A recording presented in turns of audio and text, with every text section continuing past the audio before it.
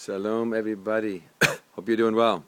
After Simchat Torah, after dancing with the Torah, we start the Torah all over again for who knows how many times. Over 3,500 times the Jews are reading the Torah through from the beginning to the end. Right when we get to the end, right to the beginning, as we said last time with Simchat Torah, it's an incredible thing. Bereishit, the beginning of the world, the creation of everything. There's a million things to say. So many deep hidden secrets in this week's Torah portion.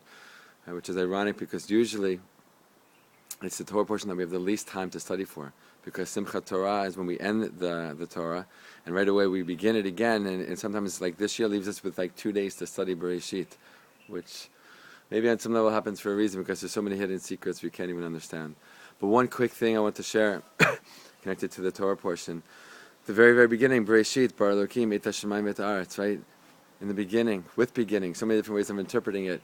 God's creating the world, right? The heavens and the earth.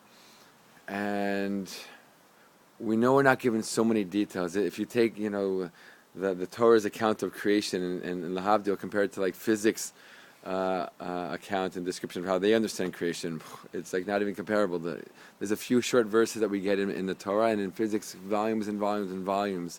Right? And they're still writing more about possibly how the world was created. But in those few verses, in those few words that are used relatively to describe the creation of everything, again, there's so many hidden teachings and so many hidden things.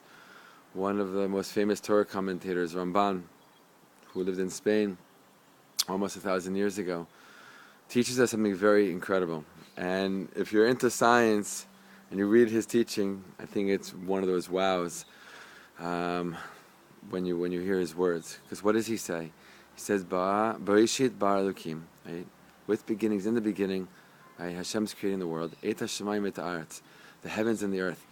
And he says that at the very beginning, all right, we learn Kabbalistically that there is nothing, right? There's only God, there's only God's light. And then what this whole kind of process of being able to go from nothing physical to something physical. But the Ramban focuses specifically on the fact that when the world was created, it was created from Yesh Me'ayin. Right? It was actually created from nothing.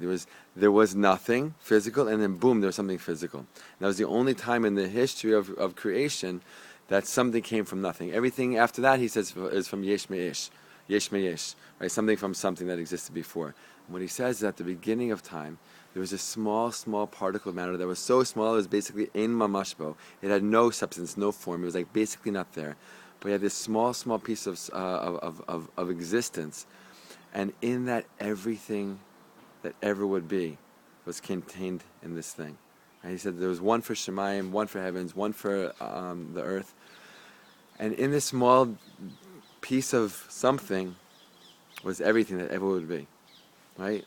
Sounds just like modern day science's understanding of creation, the Big Bang, that boom, everything was condensed in this small piece of matter, and boom, just like exploded, and have creation, have things whizzing in every single direction and expanding ever since.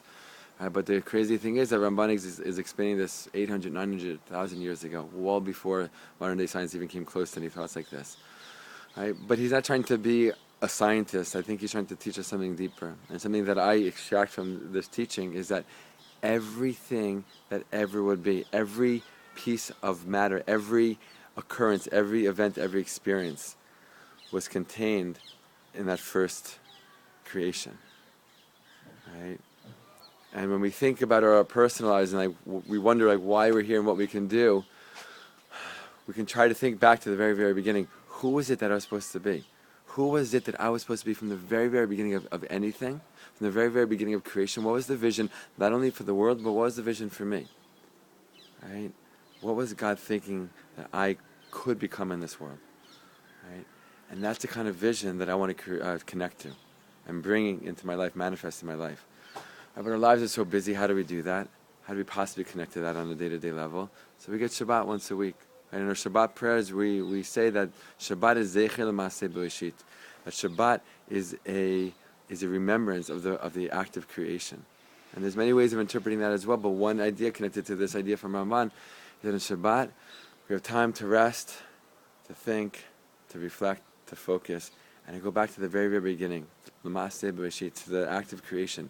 And I try to remember, I tried to connect, I tried to tap into what was the vision for this whole world, and what was my part in it. Right? And I asked myself the question, right? Like we've been doing for Rosh Hashanah and Yom Kippur and all these incredible holy days that we just passed through. But it's supposed to be something we do all the time, every day, every week, every month, all year long, not just on the high holidays. I ask myself, like, what am I doing? Am I on the right path? Right? And if not, how do I get to the right path? Right? And taking that one day, every single week, Shabbat Zeichel Maaseh Bereishit, we learn in the story of creation that Shabbat was part of creation. Right? It helps us go right back to the beginning. Right? And the Shabbat is the beginning of beginnings. Shabbat Parshat Bereishit. I want to bless you with beautiful new beginnings.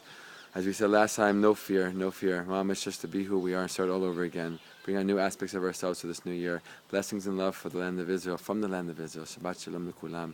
All the best. Love you.